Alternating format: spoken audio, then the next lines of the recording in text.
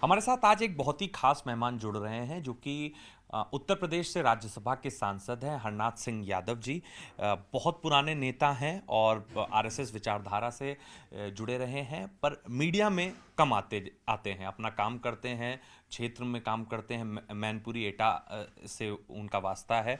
पर हाल ही में जो उन्होंने राज्यसभा में एक स्पीच दी, उस स्पीच ने जो वक्फ बोर्ड का मुद्दा चलता चला आ रहा है, जिसपे तमाम बीजेपी के लोग बात करते हैं, राइट विंग विचारधारा के लोग बात करते हैं कि इस पूरी प्रक्रिया को ख़त्म किया जाना चाहिए, ये प्रक्रिया असंवैधानिक है। उन्होंने एक राज्यसभा में कुछ दिनों पहले एक स्पीच दिया, जो स्पीच बहुत ही ज़्यादा सोशल मीडिया पे वायरल हो रही है और एक बार जिसे कहते हैं ना कि इस पूरे मुद्दे को फिर से जन्म दे दिया, या जिसे कहते हैं कि जलती आग में घी का काम किया है। मेरे साथ हरनाथ सिंह जी जुड़ रहे हैं, जिन्होंने बहुत मुश्किल से हमें वक्त दिया। हम इनसे 2 दिनों से वक्त मांग रहे हैं। सर, आपकी स्पीच तो वायरल हो चुकी है सोशल मीडिया पे हर जगह। आपकी स्पीच के जो महत्वपूर्ण पॉइंट हैं हम उस पर आपसे चर्चा करना चाहते हैं।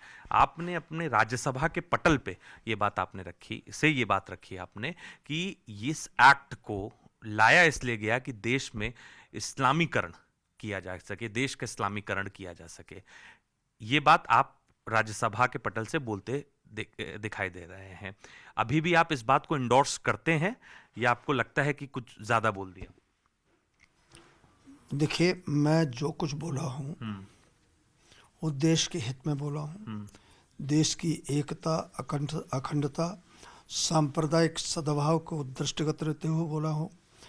जब देश का विभाजन हुआ था उस समय ये समझौता हुआ था पाकिस्तान और हिंदुस्तान के बीच में कि जो मुस्लिम लोग वहाँ जाएंगे और यहाँ अपनी संपत्ति छोड़ जाएंगे, पाकिस्तान के से जो लोग हिंदू यहाँ आएंगे वो अपनी संपत्ति छोड़ जाएंगे, वो संपत्ति उन सरकारों की होगी।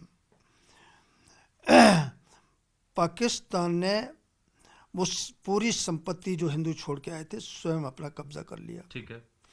हिंदुस्तान में जो मुसलमान छोड़ के गए उस संपत्ति को एक ये वक्फ नाम की एक संस्था बनाएगी, हाँ, और इसको दे दिया सब जो ये मुसलमानों की संपत्ति है। तो पहले तो ये सरकार की संपत्ति होनी चाहिए थी।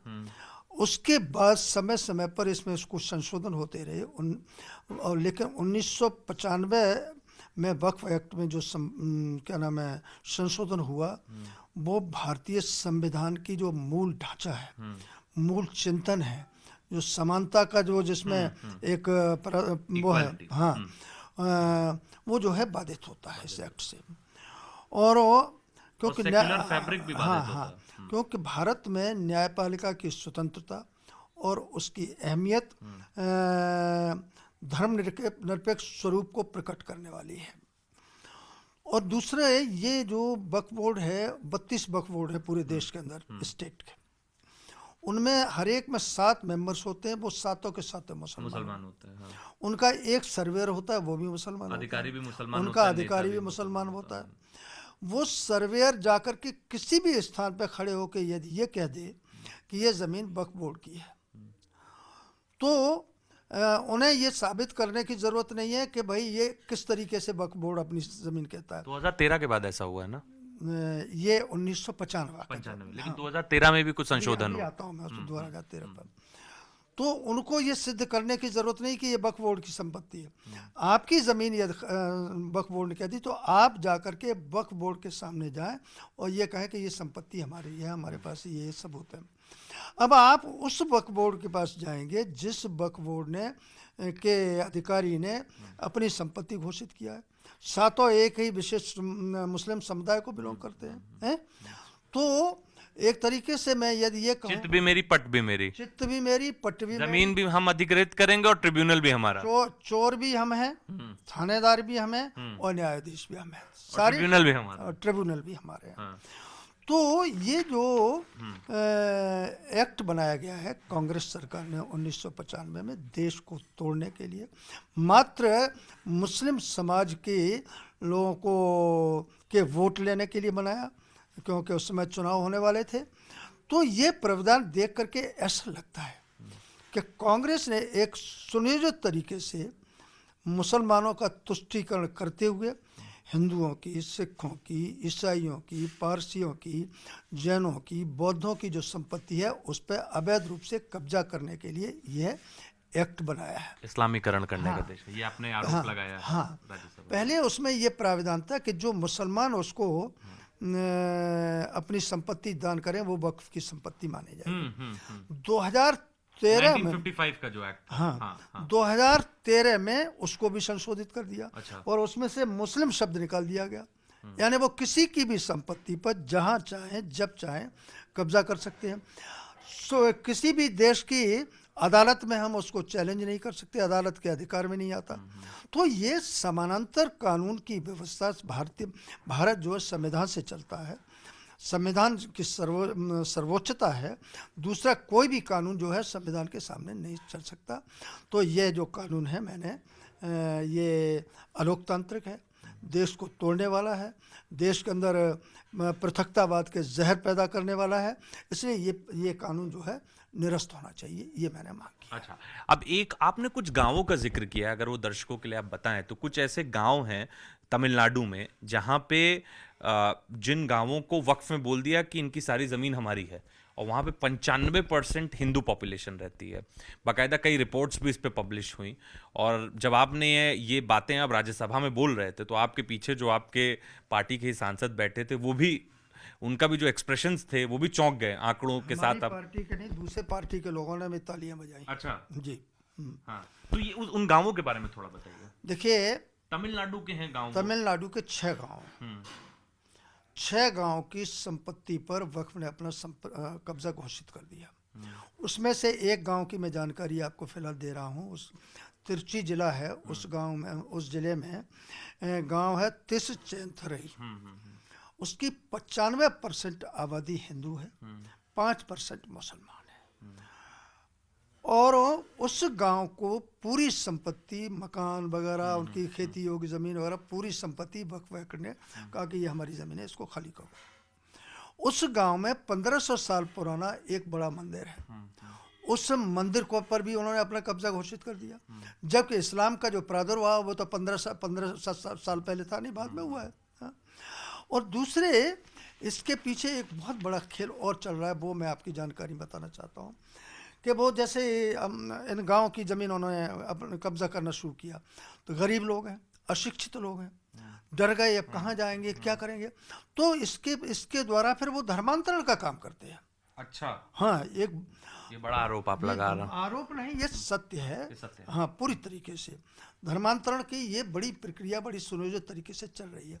तो ये एक्ट जो है गैर कानूनी है, देश को तोड़ने वाला है, देश के अंदर जहर पैदा करने वाला है।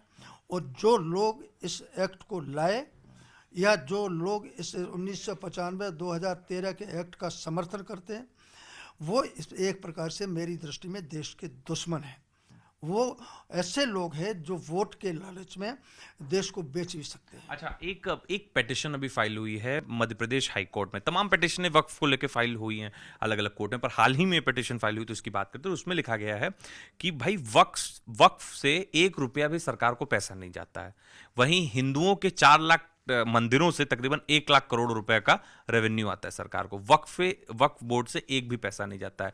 तो जहां आप एक तरफ सर इक्वालिटी की बात करते हैं, जहां आप एक तरफ समान स्तर की बात करते हैं, वहीं दूसरी ओर एक धर्म से आप 1 लाख करोड़ की वसूली कर रहे हैं, और वहीं एक धर्म को जहां पे आप अधिकारी भी दे रहे हैं, जहां पे आप नेता भी दे रहे हैं, जहां आप कब्जा करने का अधिकार भी दे रहे हैं, जहां आप खुद कोर्ट बनने का अधिकार भी दे रहे हैं, उनसे 1 रुपए का भी पैसा नहीं ले रहे हैं। मेरा यही कथन है, और यहीं तक बात सीमित नहीं है कि हिंदुओं से लाखों करोड़ रुपया हम हिंदू मंदिरों से लेते हैं, पूजा घरों से, उनसे 1 रुपया नहीं लेते। उनके जो सेवादार हैं, उनके जो रख रखाव वाले जो मैनेजमेंट के लोग हैं, उनको बाकायदा तनख्वाह भी मिलती है, वेतन मिलता है, वेतन मिलता है, सरकारी कोष है। और इसके आगे की एक चीज़ और मैं आपको कहना चाहता हूँ, और दबा के भ्रष्टाचार भी है। बहुत किससे भ्रष्टाचार किया है, मतलब ये मैं नहीं कह रहा हूँ, मतलब एक चीज़ और मैं बताना चाहता हूँ कि उस एक्ट में ये भी प्रावधान है